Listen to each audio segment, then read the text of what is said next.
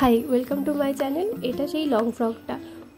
এই long ফ্রকটার video আমি কিছু আপলোড করেছি, আর এখন শুধু নিচের পোর্শনেই ডিজাইন করা বাকি ছিল। এই জামাটা আমি আমার বোনের জন্মদিনে পরবো বলে তৈরি করছিলাম। এই লং ফ্রকটা আমি অনেকটা ঘের দিয়ে তৈরি করেছিলাম বলে ডিজাইনটাও অনেকটা করতে হয়েছিল। উপরের ডিজাইনগুলো আগে হয়ে গেলেও ব্লাউজের কাজের অর্ডার থাকার কারণে আমি এই কাজটা আর কমপ্লিট করতে পারিনি। যেহেতু বোনের জন্মদিনে এই জামাটা পরবো বলে ভেবেছিলাম, তাই বোনের জন্মদিনের আগের দিন অর্থাৎ 17 তারিখ বিকেলবেলা থেকে এই কাজটা করা আমি শুরু করি। কিন্তু জামাটার এত বেশি ঘের থাকার কারণে আমি সেদিনকে রাত জেগেও কমপ্লিট করতে পারিনি। প্রায় রাত 3টে পর্যন্ত আমি এই কাজটা করেছি। জামাটার নিচে একটা চওড়া বর্ডার পোর্শন মতো আমি ডিজাইন করেছি। পুরোটাই খুবই সিম্পল ডিজাইনের মধ্যেই করার চেষ্টা করেছি। তোমরাও চাইলে এরকম চেষ্টা করে দেখতে পারো। আমি নিচের কলকা ডিজাইনগুলো পুরোটাই 1 নম্বর তুলি দিয়ে করেছি।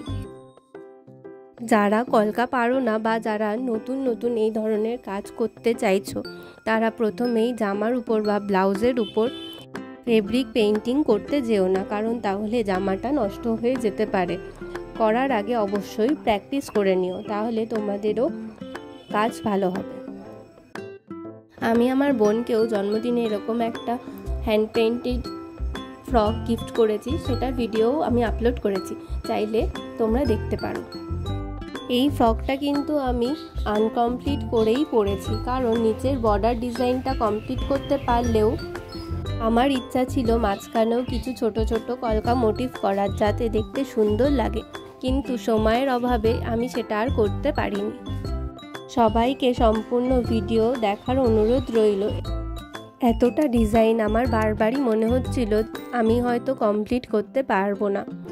কথাতেই আছে ঘরামির ঘর হয় না, তেমনই হয়তো আমরা যারা আঁকি তাদের হয়তো নিজের কাজ করারও টাইম হয় না। এই এতটা কাজ একসাথে করতে গেলে সত্যিই খুব কষ্ট হয়। যারা ভিডিওটি দেখছো, যদি ভালো লাগে তাহলে অবশ্যই একটা লাইক, কমেন্ট এবং শেয়ার করো। আর যদি কেউ নিতে চাও তাহলে যোগাযোগ করতে পারো।